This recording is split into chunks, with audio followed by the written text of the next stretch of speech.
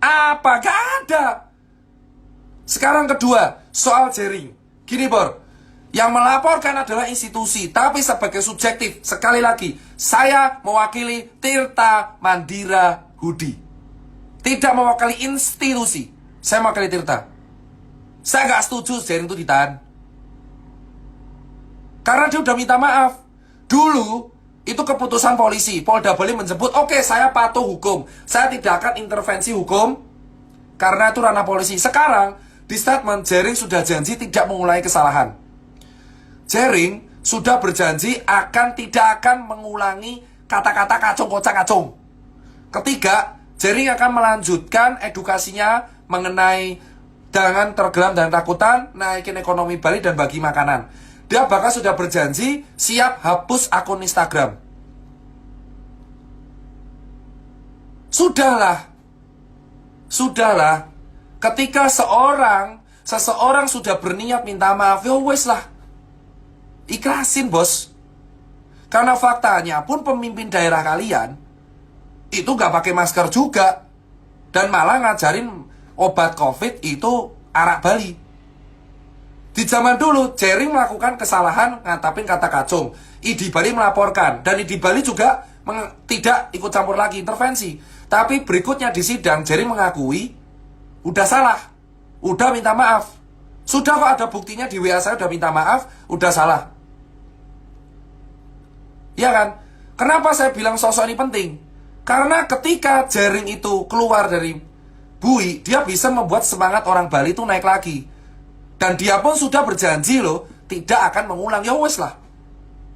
Karena apa yang dilakuin bagi pangan tiap hari itu efektif. Itu meningkatkan semangat. Saya bicara sebagai seseorang Tirta. Dan saya juga seorang ID. Hukum tidak bisa diintervensi. Tapi selama seorang pelaku sudah meminta maaf, ya wes lah. Kayak kita harus belajar memaafkan orang yang emang paling kita benci kalau dia udah minta maaf. Toh sebenarnya apa yang dilakukan juga sama kayak kita. Kita sering ngata-ngatain orang, brengsek kamu, bangsat kamu, kayak sering kita ngomong kayak gitu. Ya udahlah. Terus kenapa gitu loh. Nah, ini yang kita maksudkan, nggak sinkron. Nggak sinkronnya di sini kayak oke, kalau saat itu Jering tidak minta maaf, oke, jeblosin. Nah, faktanya orangnya udah minta maaf. Nah, terus piye? Nah, tapi hukum harus tetap berlaku, tapi urgensinya gitu loh, Bor. Kalau dia keluar, dia bisa bagi makanan lagi. Itu yang kita tangkap kan, bagi makanan, karena rakyat Bali lagi miskin. Ini kan ada urgensinya. Paham kan? Nah, kedua, itu tanggapan saya kalau kalian tanya terus ya. Tapi sebagai institusi ya, saya harus patuh dong, karena saya kan Didi. Bukan dua kaki, men. Jadi banyak netizen mengatakan dua kaki, itu dua kaki. Itu udah kayak penjebakan politis saja. Kayak saya statement organisasi patuh, tapi subjektif ya wes. Kenapa? Karena Jering masih bisa berguna untuk meningkatkan semangat masyarakat Bali. Dia menciptakan alternatif baru supaya orang itu percaya. Ya sekarang semenjak Jering masuk kan Bali naik terus tuh COVID. Hei, Bro, orang Bali harus ngaku lah. Semenjak Jering masuk COVID naik terus loh. Masa kalian tutup mata? Yolah. Apa efektifnya? Kalian bicara Jering yang menyebabkan konspirasi, tapi faktanya Jering masuk bui pun tetap kasus naik terus. Kalau emang Jering, maksud saya, kalau memang Jering dianggap sebagai orang yang aneh-aneh, ya faktanya Jering aja itu sempat Jering masuk bui pun kasus tetap naik. Jadi nggak ada kaitan Jering sama COVID itu, nggak ada kaitan. Dia hanya menyuarakan suara, udah keceplosnya dia emosional ngutapin kata-kata kacung. Terus organisasi lapor. Nah, menurut saya kalau dia nggak minta maaf jeblos, dia sudah minta maaf. Yo wis lah, kabeh wong mesti duwe salah.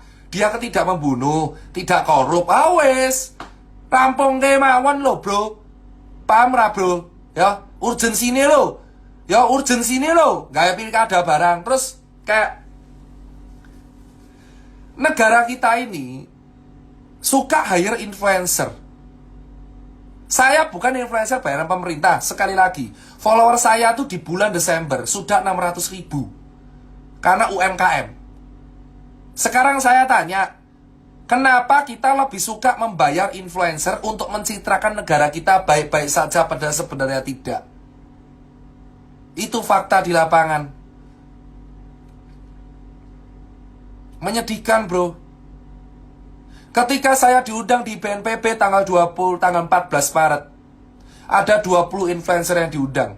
Saya dianggap influencer. Dari 20 itu yang bergerak sekarang saya doang.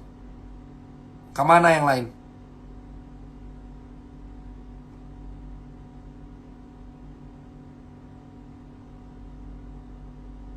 Sekarang, saya mengajak kalian berpikir.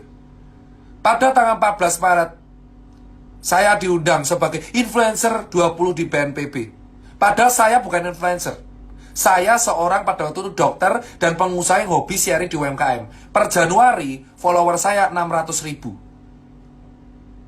20 orang yang diundang BNPB pada tanggal 14 Maret.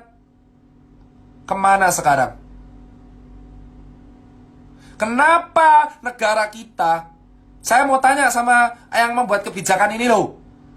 Kalau urgensi, jelek ya jelek, ngapain harus pencitraan baik? Kenapa kita harus membayar influencer untuk mencitrakan kita baik? Berpura-pura baik. Pakai kalung anti corona. Emang apa? Kepentingannya apa?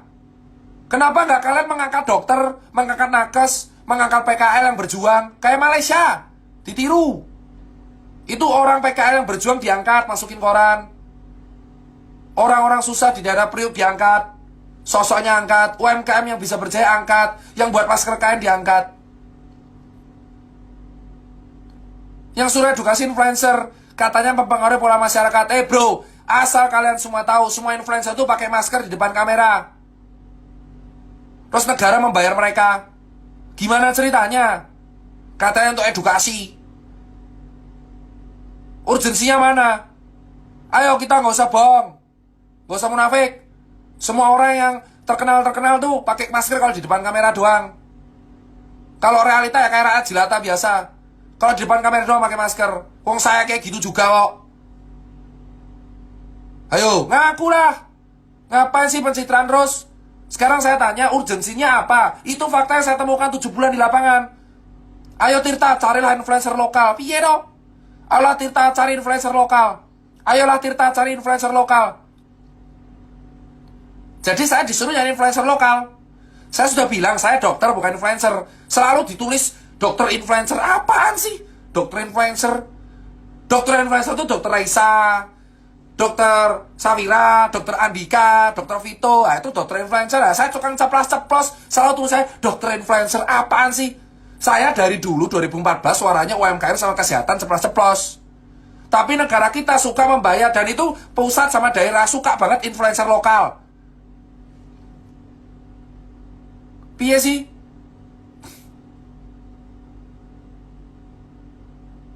Bahkan saya diminta untuk membuat asosiasi influencer. Apa meneh? Ada grupnya, saya disuruh buat. Saya disuruh buat, ada perintahnya ada. Ada perintahnya, disuruh buat asosiasi influencer. Ada, grupnya ada. Dan saya nggak tahu grup itu mau diapain sekarang. Pusing nggak?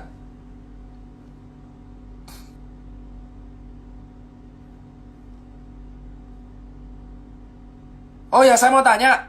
Dulu orang bilang jaring anti konspirasi. Jaring dibui aja karena penyebab konspirasi naik. Penyebab COVID naik. Sekarang saya tanya, efeknya apa jaring dibui sama COVID? Tetap naik COVID-nya? Saya praktek di Kartika, bantuin dokter Sadewa. Sekarang saya tanya ke kalian. Dulu orang bilang jaring harus ditangkap karena penyebab COVID merebak di Indonesia. Saya masih ingat ada teman saya bilang kayak gitu. Ada capture. Jaring harus ditangkap karena penyebab COVID.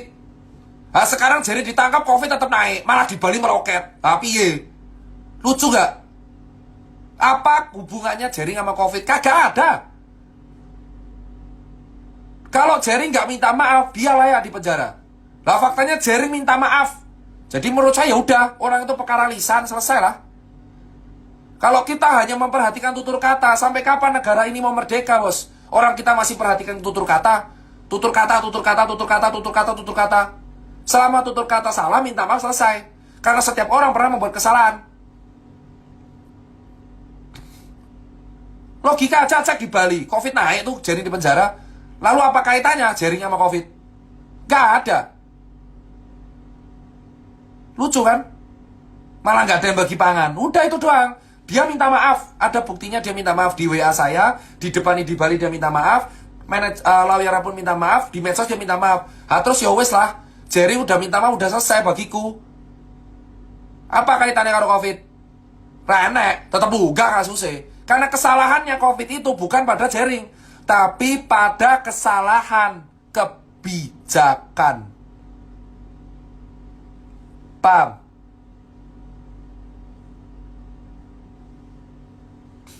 Kesalahannya itu pada kebijakan. Kalau kalian serius menangani COVID, ngapain di bulan Februari kita bayar influencer pariwisata? Ngapain kita rame-rame menenangkan masyarakat, memberikan keamanan semu? Setelah kita hancur lebur, fasilitas kesehatan ngedrop, dokter banyak yang wafat, rakyat banyak yang kere. Kenapa kita menyalahkan keadaan? Lah kalian sendiri para penguasa di negara ini yang mengatakan COVID itu aman-aman aja di bulan Februari, dan jejak di digital itu ada. Saya berani bersuara soal itu. 7 bulan di lapangan, saya tahu kesalahannya bukan pada relawan. Kesalahannya, ya, loh, saya di pemerintah tidak, bro. Tidak, saya sering usul kayak gini, tapi jarang banget didengar. Kenapa? Karena saya anak muda. Karena saya masih muda. Karena saya tidak punya partai. Karena saya tidak punya jabatan. Saya hanya Tirta. Saya sering sharing, ngeritik ke atas. Tetapi saya bukan pejabat. Saya tidak punya kekuasaan, maka saya tidak didengar. Harapan saya cuma kalian. Tempat curhat saya cuma kalian selama 7 bulan. Dan saya masih jadi relawan. Di bulan Februari orang berkata, saya sudah teriak di bulan Maret. Saya ngeritik Pak Yuri, dan Pak Yuri pun ketemu sama langsung, saya kritik. Pak Yuri pun ACC, itulah atasan. Saya tanya ke kalian, jika memang COVID memang heboh banget, kenapa di bulan Februari para penguasa mengatakan Indonesia bebas corona? Gali Google siapa yang mengucapkan itu pertama kali. Solusi dari jenengan, saya sudah buat event UMKM 8.000 orang. Kalian tanya solusi, saya sudah melakukan. Jengkel saya ditanya terus, solusinya apa? Jangan kritik lah. Saya tuh sudah buat pameran UMKM 8.000 orang. Bisa. Kenapa sih? Saya sekarang bantu DKI, bantu Pemprov. Bukan karena politik, karena ini kota tempat saya cari duit. Saya nggak mau DKI hancur. Saya membantu DKI dengan ikhlas. Walaupun saya tuh orang Jogja sama Jawa Tengah. Tapi apa yang dilakuin? Orang-orang yang koar-koar medsos itu rata-rata juga melanggar. Jika Jering ditangkap orang yang melanggar di medsos, ya ditangkap lah. Banyak yang ngata-ngatain bangsat-bangsat kayak gitu, tapi nggak ditangkap. Jering minta maaf, udah selesai. Saya minta keadilannya kayak gini. Kalau memang Jering ditangkap di Bali, ya udahlah, semua yang hujat tangkap aja. Termasuk orang yang mengatakan bahwa COVID itu bisa pakai ARA atau bisa pakai obat corona, tangkapin sekalian karena hoax. Jangan karena kita rakyat biasa, kita menyebarkan info yang salah, kita ditangkap. Tapi ketika para pejabat mengeluarkan statement itu, dia biasa aja. Buat apa saya 7 bulan di lapangan kalau para penguasa mengeluarkan statement, saya enak otaknya.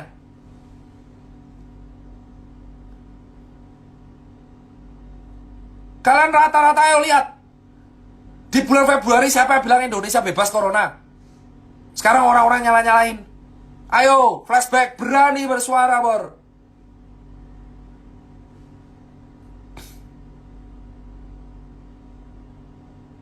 Kalau kau bilang ini semua kayak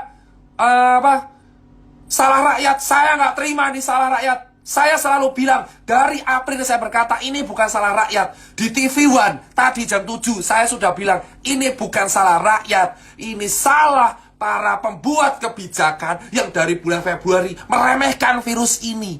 Alih-alih memperhatikan fasilitas kesehatan, mengembangkan ICU, mengimpor swab yang banyak, mengimpor APD, memperhatikan orang miskin, mereka mengeluarkan statement yang menenangkan padahal palsu.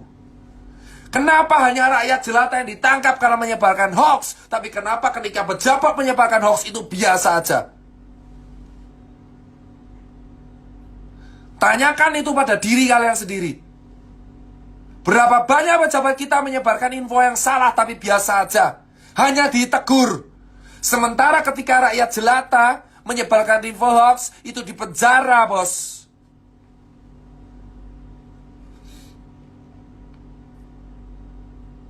Tanyakan itu pada kalian semua. Ketika Dr. Tirta rangkulan di Hollywood itu menjadi masalah. Tapi kenapa ketika pejabat kementerian foto bareng gak pakai masker itu menjadi biasa aja?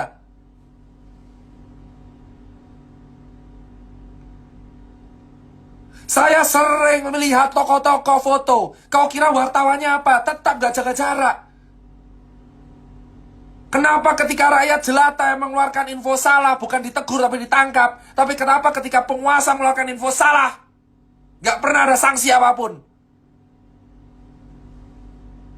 Saya berani bersuara dan saya berani mempertanggungjawabkan pendapat itu. Faktanya banyak dari bulan Februari, Maret, April, banyak pejabat kita mengeluarkan statement yang gak penting dan salah.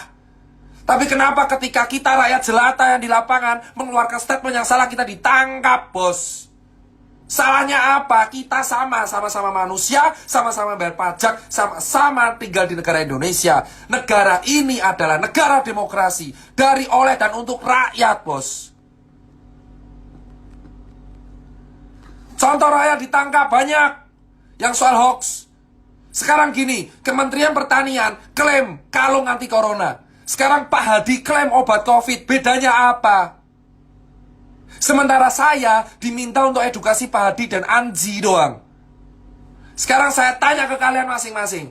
Saya itu diminta untuk edukasi Anji. Saksi hidup Anji ketemu sama saya di Gunung Puntang. Dan sekarang saya tanya, apa bedanya Anji dengan Kementerian Pertanian? Apa bedanya? Anji dihujat, dilaporkan. Kementerian Pertanian gimana yang kalau anti corona? Sama-sama asal klaim. Tapi bedanya Anji orang biasa, kementerian itu pejabat.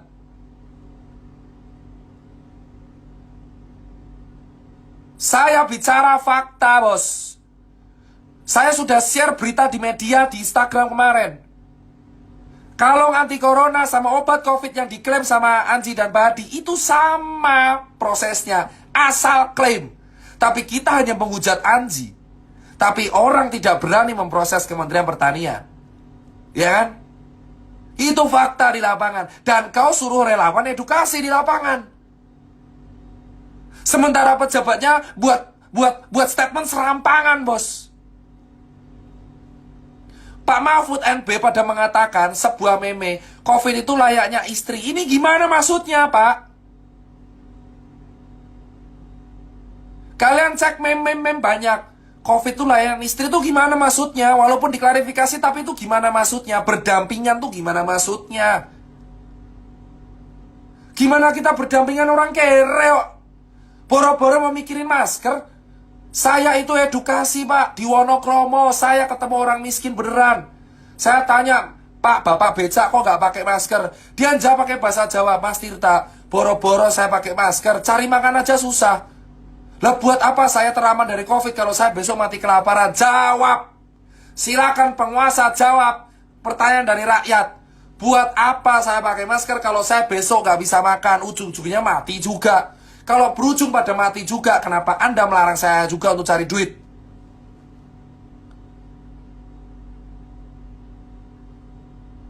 Itu di lapangan. Sementara